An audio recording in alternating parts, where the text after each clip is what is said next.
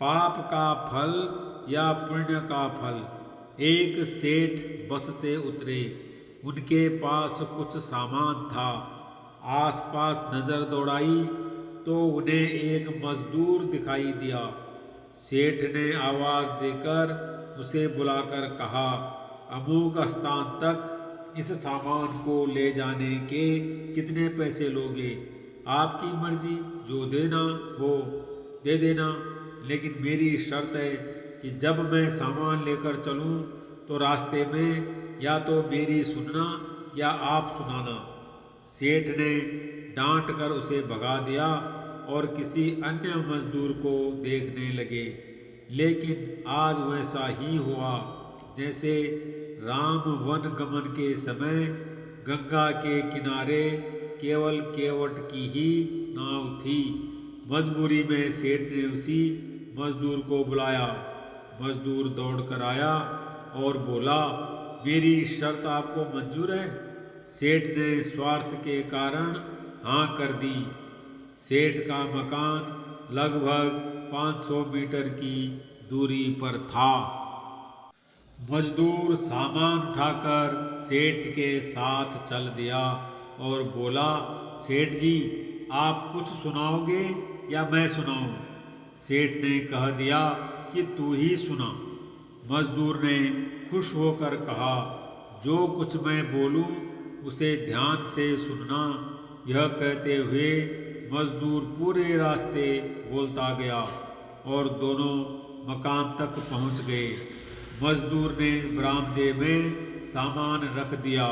सेठ ने जो पैसे दिए ले लिए और सेठ से बोला, सेठ जी, मेरी बात आपने ध्यान से सुनी या नहीं? सेठ ने कहा, मैंने तेरी बात नहीं सुनी, मुझे तो अपना काम निकालना था। मजदूर बोला, सेठ जी, आपने जीवन की बहुत बड़ी गलती कर दी। कल ठीक 7 बजे आपकी मौत होने वाली है। सेठ को गुस्सा आया और बोले, तेरी बकवास बहुत सुन ली, जा रहा है या तेरी पिटाई करूं? मजदूर बोला, मारो या छोड़ दो, कल शाम को आपकी मौत होनी है। अब भी मेरी बात ध्यान से सुन लो। अब सेठ थोड़ा गंभीर हुआ और बोला, सभी को मरना है। अगर मेरी मौत कल शाम होनी है तो होगी, इसमें मैं क्या कर सकता हूँ? मजदूर बोला, तभी तो कह रहा हूँ कि अब भी मेरी बात ध्यान से सुन लो। सेठ बोला, सुना, ध्यान देकर सुनूंगा। मरने के बाद आप ऊपर जाओगे तो आपसे यह पूछा जाएगा कि हे मनुष्य, पहले पाप का फल भोगोगे या पुण्य का? क्योंकि मनुष्य अपने जीवन में पाप और पुण्य दोनों ही करता है। तो आप कह देना कि पाप का फल भुगतने को तैयार हूँ, लेकिन पुण्य का फल आंखों से देखना चाहता हूँ। इतना कहकर मजदूर चला गया। दूसरे दिन ठीक 7 बजे सेठ की मौत हो गई। सेठ ऊपर पहुंचा तो यमराज ने मजदूर द्वारा बताया गया प्रश्न कर दिया कि पहले पाप का फल भोगना चाहता है कि पुण्य का? सेठ ने कहा, पाप का फल भुगतने को तैयार हूँ, लेकिन जो भी जीवन में मैंने पुण्य किया हो उसका फल आंखों से देखना चाहता हूँ। यमराज बोले, हमारे यहाँ ऐसी कोई व्यवस्था नहीं है। यहाँ तो दोनों के फल भुगतवाए जाते हैं। सेठ ने कहा कि फिर मुझसे पूछा क्यों? और पूछा है तो उसे पूरा करो। धरती पर तो अन्याय होते देखा है, पर यहाँ पर भी अन्याय है। यमराज ने सोचा, बात तो यह सही कह रहा है।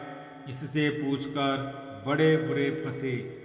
मेरे पास कोई ऐसी पावर ही नहीं है जिससे इस जीव की इच्छा पूरी हो जाए। विवश होकर यमराज उस सेठ को ब्रह्मा जी के पास ले गए और पूरी बात बता दी। ब्रह्मा जी ने अपनी पोथी निकालकर सारे पन्ने पलट डाले लेकिन उनको कानून की कोई ऐसी धारा या उपधारा नहीं मिली जिससे जीव की इच्छा पूरी हो सके। ब्रह्मा भी विवश होकर यमराज और सेठ को साथ लेकर भगवान के पास पहुँचे और समस्या बताई।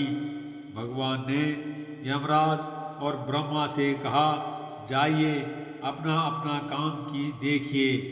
दोनों चले गए। भगवान ने सेठ से कहा, अब बोलो, तुम क्या कहना चाहते हो? सेठ बोला, अजी साहब, मैं तो शुरू से ही एक ही बात कह रहा हूँ कि पाप का फल भुगतने को तैयार हूँ, लेकिन पुण्य का फल आँखों से देखना चाहता हूँ। भगवान बोले, धन्य है वो सद्गुरु मजदूर जो तेरे अंतिम समय में भी तेरा कल्याण कर गया। अरे मूर्ख, उसके बताए उपाय के कारण तू मेरे सामने खड़ा है। अपनी आँखों से इससे और बड़ा पुण्य का फल क्या देखना चाहता है? मेरे दर्शन से तेरे सभी पाप भस्मीभूत हो गए। दोस्तों, इसीलिए बचपन से हमको सिखाया जाता है कि गुरुजनों की बात ध्यान से सुननी चाहिए। पता नहीं कौन सी बात जीवन में कब काम आ जाए।